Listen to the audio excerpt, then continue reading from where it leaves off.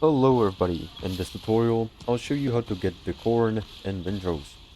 First of all, in the discovery, make sure you got the foothills unlocked by killing the local threat in the coastal jungle, which is going to unlock the foothills exploration.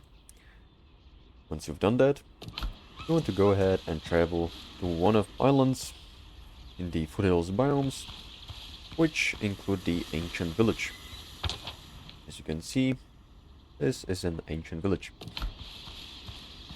Here, you want to go to the cornfield where you'll find some useful corn and beware of the wolves as they are dangerous. I've already been in this field, so there's little corn, but as you can see I found some new already.